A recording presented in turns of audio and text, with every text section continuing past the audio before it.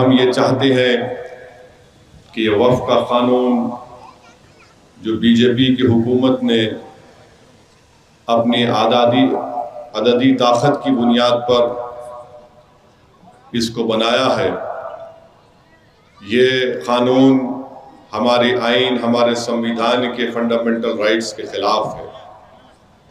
और अगर आप ये चाहते हैं कि हम हुकूमत को इस बात पर मजबूर करें कि इस कानून को वापस लें, तो मैं आपको सिर्फ एक ही मिसाल देकर अपनी बात को इख्तिताम की तरफ लेकर जाऊंगा। कल शाम में इसी ग्राउंड पर जब मौलाना फसीउद्दीन कासमी साहब को, अब्दुल जलील साहब को और यहाँ के तमाम ऑर्गेनाइजर्स को मालूम हुआ कि इस जलसे का परमिशन कैंसिल किया जा रहा है, तो यहाँ पर आप लोग आकर बैठ गए थे और आपने यहाँ पर बैठकर मीडिया के सामने कहा कि हम रात में यहीं सोएंगे और कल जलसा यहाँ पर होगा। तो ये इसी मिजाज को पैदा करना है, इसी मिजाज को पैदा करना है, इसी जिद पर हमको कायम रहना है कि जब तक कानून वापस नहीं हटेगा हम मैदान छोड़ने वाले नहीं हैं। आपने एक छोटी सी, आप तमाम लोग कल शाम में आकर यहाँ पर बैठ गए तो इजाजत आपको मिल गई और आज जलसा हो गया अल्हम्दुलिल्लाह। अगर यही मिजाज पूरे भारत के गयूर मुसलमानों का होगा तो यकीन जानिए इस सरजमीन पर, हमारे मुल्क में ऐसे करोड़ों सेकुलर हिंदू भाई बहन भी हमारे साथ आकर ठहरने के लिए तैयार हो जाएंगे। मगर याद रखिए ये लड़ाई हमारी है। हमको एक मिजाज पैदा करना पड़ेगा कि हम जब तक ये कानून वापस नहीं लिया जाएगा हम मैदान नहीं छोड़ने वाले हैं। चाहे वरंगल का इस्लामिया ग्राउंड हो या भारत जो हमारा वतन अजीज हो, हम मैदान नहीं छोड़ेंगे। हुकूमत को कानून वापस लेना पड़ेगा। और हम ये इसलिए कह रहे हैं कि ये कानून हमारे आइन के खिलाफ है। हमारे ये जलसे जो all India Muslim personal law board की तरफ से मुनक्कद किए जा रहे हैं, ये किसी समुदाय या किसी मजहब के खिलाफ नहीं है। हम तो हमारे हिंदू भाइयों को, हमारे बैकवर्ड क्लास के भाई बहनों को, दलित भाइयों को, आदिवासी भाई बहनों को, ईसाइयों को, सिख भाइयों को, बौद्ध धर्म के मानने वालों को, जैन धर्म के मानने वालों को, ईसाईज़म जो ईसाई हैं उनको ये पैगाम दे रहे हैं कि ये जो कानून मुसलमानों के खिलाफ बनाया गया है, ये कानून हमसे वो चीज़ें हमसे छीन लेता है जो हिंदू धर्म के एंडोमेंट बोर्ड को हासिल है। ये जो वक्फ का तरमीमी कानून बनाया गया, जो सिख धर्म के मानने वालों को जो सहूलतें हैं, जो उनके इख्तियारात है, वो भारत के मुसलमानों को नहीं मिल रही है। हम उनको बता रहे हैं कि हम यही चाहते हैं कि जब आपके लिए कोई चीज़ अच्छी है, जब हिंदू एंडोमेंट बोर्ड के लिए अगर ये चीज़ अच्छी है कि वहाँ पर कोई गैर हिंदू मेंबर नहीं बन सकता, जब सिख गुरुद्वारा प्रबंधक कमेटी में कानून है कि कोई गैर सिख मेंबर नहीं बन सकता, जब आंध्र प्रदेश में तिरुपति देवस्थानम का कानून यह है कि उसके बोर्ड का मेंबर कोई गैर हिंदू नहीं बन सकता, तो हम यही कहना चाह रहे हैं कि हमारे वक्फ बोर्ड में भी कोई गैर मुस्लिम मेंबर कैसे बन सकता है। जब आपके पास लिमिटेशन का कानून अप्लाई नहीं होता, लागू नहीं होता, अगर कोई हिंदू धर्म की मंदिर की जायदाद पर काबिज है तो वो उसको काबिज करार दिया जाता है। अगर कोई गुरुद्वारा प्रबंधक कमेटी की जायदाद पर कोई लैंड ग्रैबर बैठा है तो उसको लैंड ग्रैबर रहता है वो। मगर यहाँ पर बीजेपी की हुकूमत ने कह दिया कि जो वक्फ की ज़मीन जिसका मालिक अल्लाह है, अगर कोई नाजायज़ काबिज है 12 साल से, तो लिमिटेशन के कानून के तहत वो मालिक बन जाएगा। ये हमारे देश को समझने की जरूरत है। अगर आपके लिए कोई चीज अच्छी है तो हमारे लिए बुरी कैसी हो गई बताओ आप। तो इसीलिए हम हमारे दीगर तमाम अपनाए वतन से अपील कर रहे हैं, ये जो कानून बनाया गया है ये मुसलमानों के हक में नहीं बनाया गया है। ये मुसलमानों की वक्फ की जायदादों को छीनने के लिए बनाया गया है। ये मुसलमानों की मस्जिदों को, दरगाहों को, खानखाहों को, इमाम बाड़ों को, कब्रस्तानों को, ईदगाह को छीनने के लिए कानून बनाया गया। इससे वक्फ बोर्ड का कोई फायदा नहीं है। और बीजेपी ये झूठ बोलती है कि हमने मुसलमानों के फायदे के लिए कानून बनाया। हरगिज नहीं बनाया तुमने मुसलमानों के फायदे के लिए। जितने मुसलमानों के जिम्मेदार ऑर्गेनाइजेशंस थे पूरे भारत के, जो हमारी पार्लियामेंट की कमेटी के सामने आए, उन तमाम ने इस बिल को रिजेक्ट किया, मुस्तरद किया। और जो बीजेपी के इशारों पर नाचने वाले हैं, जो जमीर फरोश हैं, जो डरते हैं मोदी से और अल्लाह से नहीं डरते, वो इस कानून की ताईद में है। और हम इन लोगों को भी मुस्तरद करते हैं। अब बीजेपी ये कहती है कि हाँ मुसलमान इस ये देश उनके लिए मादर वतन है, मगर ये देश उनके लिए मुबारक नहीं है, होली लैंड नहीं है। तो हम उन लोगों से कहना चाह रहे हैं कि आप वरंगल के किले में आओ, यहाँ पर खुश महल है और कुंडा मस्जिद है जो 1330 की बनाई गई है। 1330 से उस कुंडा मस्जिद में अल्लाह अकबर की सदाएं दी जा रही हैं। हम इस सरजमीन पर सजदा कर रहे हैं, अल्लाह की इबादत कर रहे हैं। तो बताओ, जब 100 साल से हम इस जमीन को अपनी मुबारक जमीन मानकर सजदा कर रहे हैं, इबादत कर रहे हैं, तो आपको क्या इख्तियार दिया जाता है कि आप ऐसा कहें कि ये होली लैंड नहीं है? क्या तुम डिसाइड करोगे होली लैंड नहीं है ये? अरे सावरकर की थियरी को हम रिजेक्ट करते हैं। सावरकर जो भी लिखे वो तासुब की बुनियाद पर लिखे थे। आरएसएस जो कुछ कहती है वो तासुब की बुनियाद पर कहती है। आरएसएस की जो किताबें हैं, आरएसएस के सरसंचालक के जो बयानात है, वो भारत के संविधान के खिलाफ है और हमेशा रहेंगे।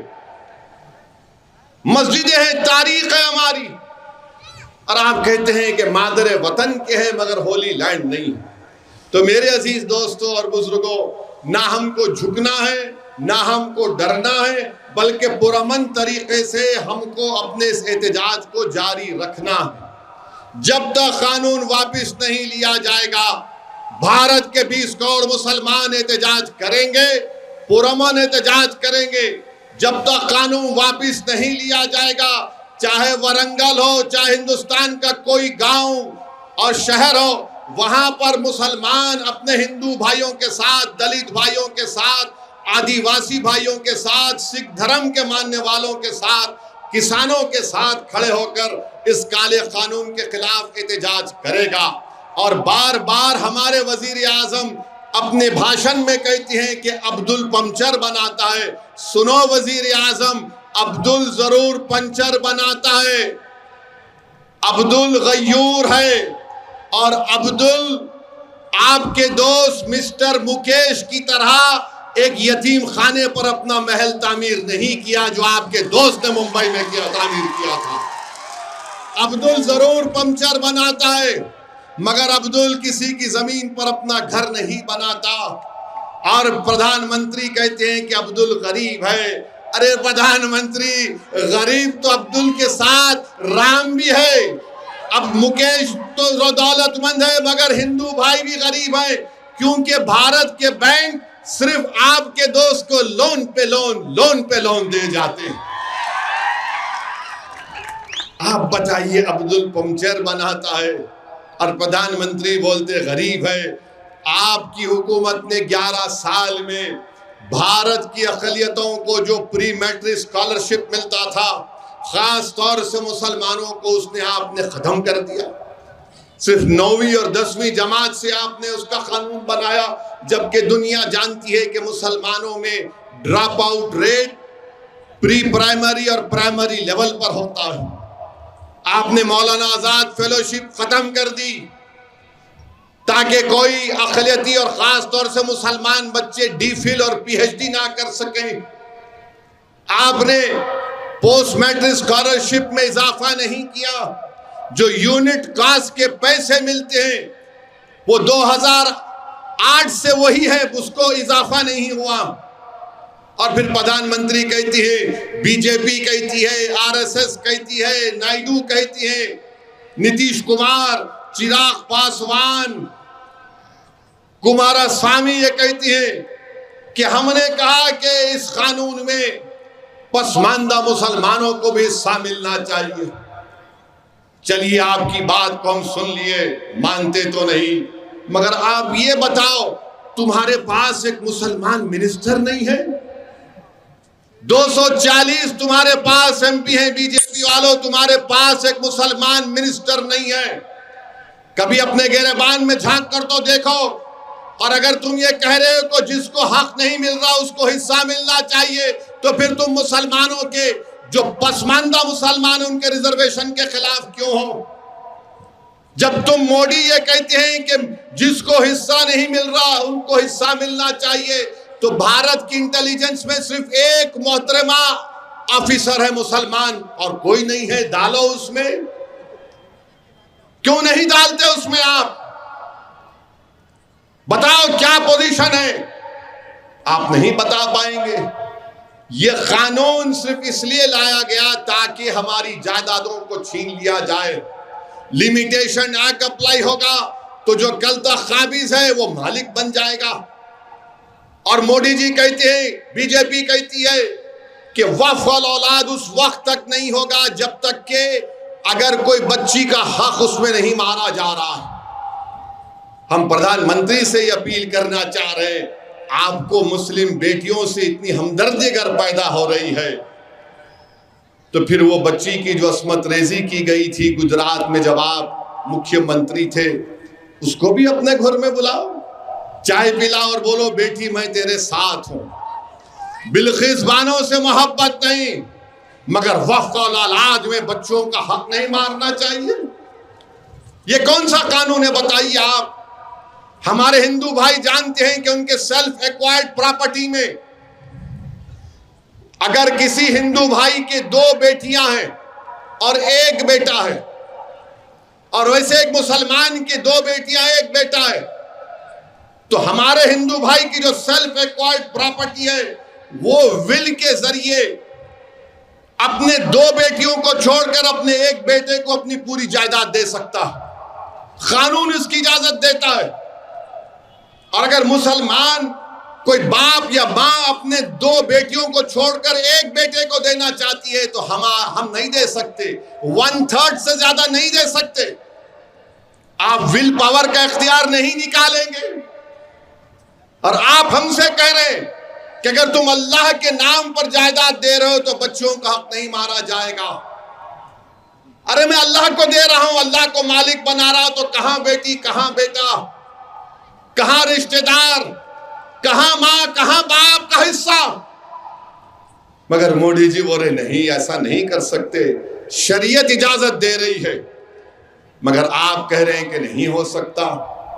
और फिर इसमें यह कानून बना दिया गया, वक्फ इवैक्यू प्रॉपर्टी है, हजारों एकड़ वक्फ इवैक्यू प्रॉपर्टी उत्तर प्रदेश में, हरियाणा में, पंजाब में, अब वो पूरी निकल गई। अब गवर्नमेंट उसकी मालिक बन गई, वक्फ इवैक्यू प्रॉपर्टी नहीं है, अब गवर्नमेंट के हाथ में आ गई।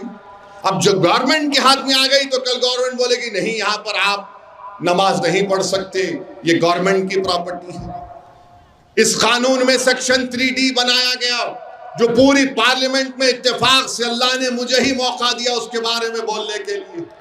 और क्या है कानून? वो कानून ये है कि अगर कोई आसार कदीमा के तहत प्रोटेक्टेड और एंशिएंट मॉन्यूमेंट है तो वक्फ नहीं होगा, उसका मालिक ASI होगा, आसार कदीमा होगा। कैसे होगा बताइए आप? आसार कदीमा पहले आया या फिर यहां पर वरंगल की कोंडा मस्जिद पहले आई? बताओ आप। कुंडा मस्जिद पहली आई थी ना, मक्का मस्जिद पहली आई। आसार कदीमा तो अंग्रेजों के जमाने बनाया गया।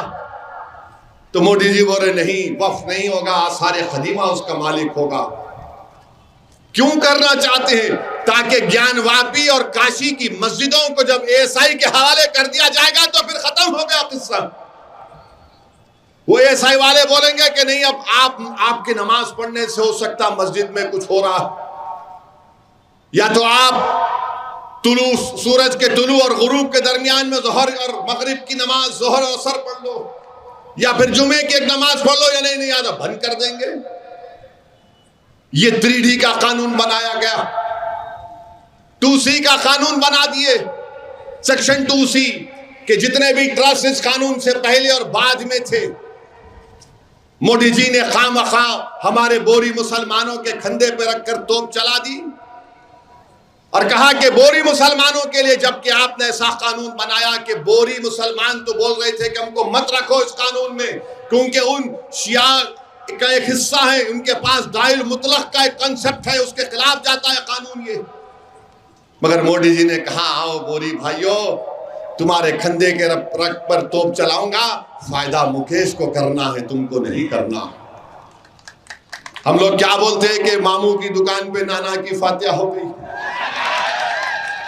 ये काम मोदी जी कर दिए और बार बार बोल रहे बीजेपी वाले नहीं नहीं मुसलमानों के लिए हक में बनाया गया है। और बीजेपी एक पॉम्फलेट निकाली जिसमें लिखते हैं कि 70% वक्फ की जायदाद पे कब्जा हो गया। अरे भाई, जब कब्जा हो गया तो आप लिमिटेशन कानून क्यों अप्लाई कर रहे हैं? तो बीजेपी वाले बोलते ओवैसी बहुत सी जायदाद पे कब्जा करके बैठा है। अरे भाई साहब, कहां है बताओ, मैं भी देखना चाह रहा हूं। कहां है बताओ, जहां किधर है, कौन सी जायदाद है? अगर कब्जा करके बैठा है तो तुम मेरे को मालिक क्यों बना रहे फिर? मेरे भाई, ये कानून आपकी मस्जिदों को छीनने के लिए बनाया गया है, याद रखो। पार्लियामेंट के सामने मस्जिद है जिसके इमाम मोहिबुल्लाह, मौलाना मोहिबुल्लाह हैं, जो रामपुर के एमपी हैं। बीजेपी कहती है कि वो मस्जिद गवर्नमेंट की प्रॉपर्टी है, वक्फ की नहीं है। अगर ये कानून रहेगा तो कल उस मस्जिद पर पोस्टर लग जाएगा कि ये गवर्नमेंट की प्रॉपर्टी है, वक्फ की नहीं है। मोहिबुल्लाह, तुम नमाज नहीं पढ़ा सकते। मैं मिसाल देकर आपको बता रहा हूं, वक्फ बाय यूजर नहीं रहेगा। वक्फ बाय यूजर कैसे नहीं रहेगा? हम हमारे हिंदू भाइयों से मैं कह रहा हूं, BN मुखर्जी जो एक हाई कोर्ट के जज थे, जिन्होंने हिंदू धर्म के बारे में जो किताब लिखी उसमें लिखा, जिसको अगर कोर्ट में को हिंदू धर्म का मुकदमा गया तो BN मुखर्जी की किताब का हवाला दिया जाता। और BN मुखर्जी ने लिखा कि अगर कोई चीज इस्तेमाल होती है तो वो मंदिर की जायदाद बन जाती है, कोई चीज इस्तेमाल होती है तो मूर्ति की जायदाद बन जाती है। तो जब वहां पर जायदाद बन जाती है तो यहां पर क्यों नहीं बन सकती? वक्फ बाय यूजर, जिसको राम मंदिर, बाबरी मस्जिद के केस में सुप्रीम कोर्ट ने अपील किया, मगर मोदी कहते हैं वक्फ बाय यूजर निकाल दो। और कहते हैं कि अगर गवर्नमेंट की प्रॉपर्टी होगी और अगर कोई डिस्प्यूट होगा तो वक्फ बाय यूजर नहीं होगा। झगड़ा अगर वक्फ बोर्ड और गवर्नमेंट में होगा तो कलेक्टर के ऊपर एक ऑफिसर डिसाइड करेगा। अब 6 महीने के अंदर सेंट्रल वक्फ पोर्टल के ऊपर तमाम वक्फ जायदादों को रजिस्टर करना है। जब आप रजिस्टर करेंगे तो वरंगल का कोई एक संघ परिवार का शख्स जाकर कलेक्टर से कहेगा इसको रजिस्टर नहीं कर सकते आप, क्योंकि ये मुसलमानों की नहीं है। तो कलेक्टर इंक्वायरी ऑर्डर करेगा, इंक्वायरी ऑर्डर करते ही वो वक्फ नहीं रहेगी। कलेक्टर इंक्वायरी ऑर्डर करके सो जाएगा, रिटायर हो जाएगा, इंक्वायरी कंप्लीट नहीं होगी, हम अपनी वक्फ की जायदाद को खो देंगे। मेरे भाई, इस तरह से इस कानून को बनाया गया, कोई चीज नहीं बचेगी। ये हमारे वजूद की लड़ाई है, ये हमारी शनाख्त की लड़ाई है, ये हमारी बका की लड़ाई है। अगर आज आप जरा सी भी काहली करेंगे तो याद रखिए, आने वाली नस्ल हमको कभी माफ नहीं करेगी। जिस तरह आपने कल इस मैदान में मुट्ठी भर मुसलमान यहां पर बैठ गए थे, हम नहीं उठेंगे, जलसा होगा कल।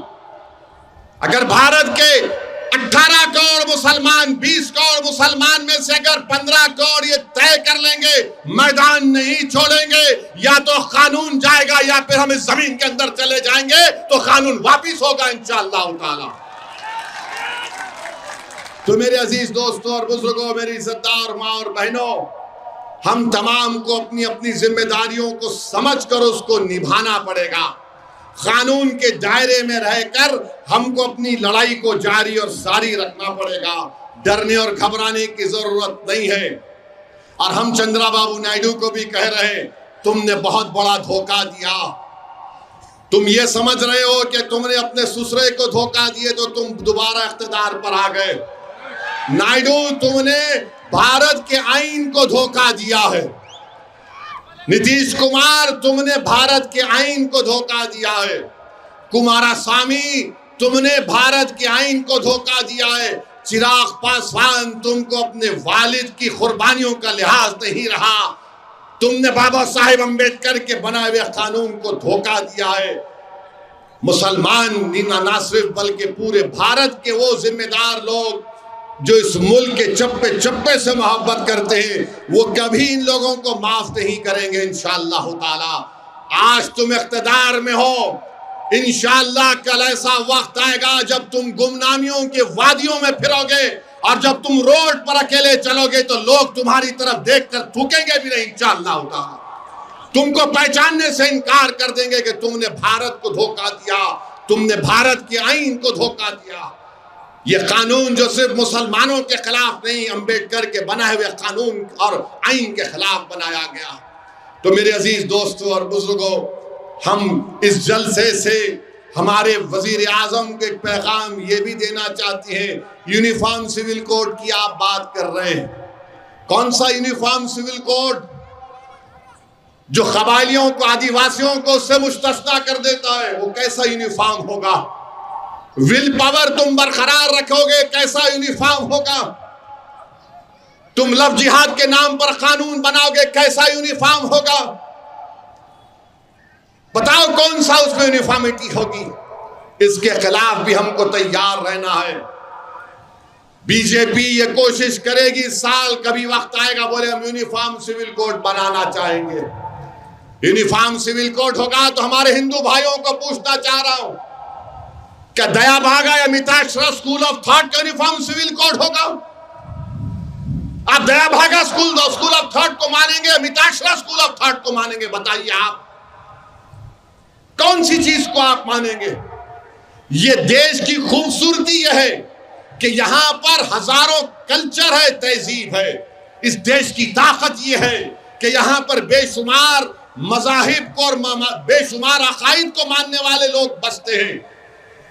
ये देश को एक रंग में रंगा नहीं जा सकता, इस देश को एक तहजीब में नहीं रंग दिया जा सकता, इस देश को एक आइडियोलॉजी में रंग नहीं दिया जा सकता। ये देश वो है जो पूरे विश्व में नहीं है। इसकी ताकत यह है कि यहाँ पर लोग कभी अल्लाह को मानते हैं, तो कभी भगवान को मानते हैं, तो फुला को मानते हैं, कोई किसी को नहीं मानते। ये भारत है। भारत ये है जो आरएसएस भारत बनाना चाहती, वो भारत नहीं रहेगा।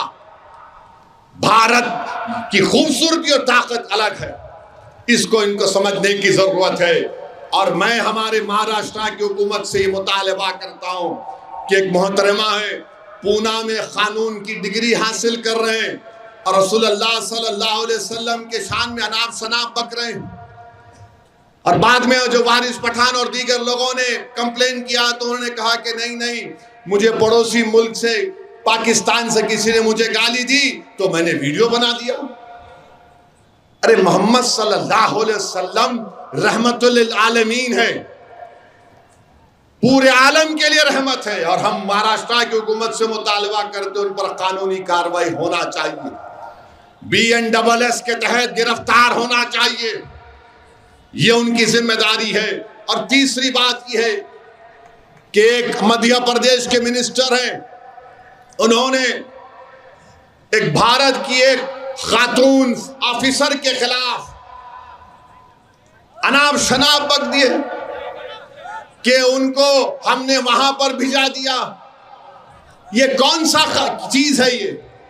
और मध्य प्रदेश की बीजेपी हुकूमत उस मिनिस्टर को गिरफ्तार क्यों नहीं करती? हाई कोर्ट ने एफआईआर दर्ज किया, गिरफ्तार नहीं किए। और वही एक अली खां महमूदाबाद प्रोफेसर ने कुछ गलत बात नहीं की तो हरियाणा की पुलिस प्रोफेसर अली खान महमूदाबाद को गिरफ्तार कर ली।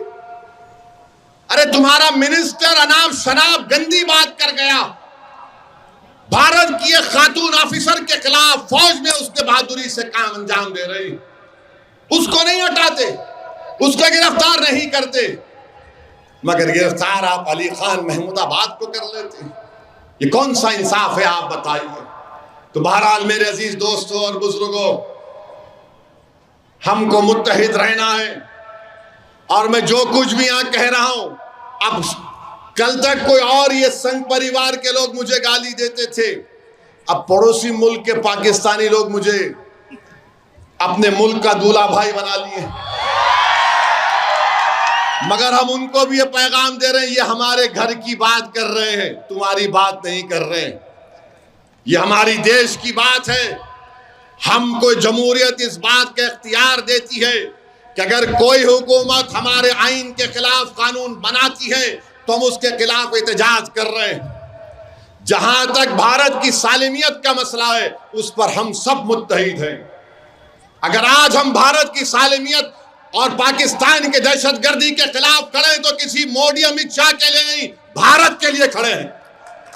हम शख्सियतों के लिए नहीं खड़े, इस देश के लिए खड़े हैं। पहले भी खड़े थे, आज भी खड़े और कल भी खड़े रहेंगे, क्योंकि इस देश की आजादी में सबसे पहले अगर किसी ने अपना खून बहाया तो हमारे गय्यूर उलमा इकराम ने बहाया था। अंग्रेजों के खिलाफ अगर किसी ने जिहाद का फतवा दिया तो हमारे उलमा इकराम ने दिया। और आज वही उलमा इकराम आपसे अपील कर रहे हैं कि कानून काला कानून है।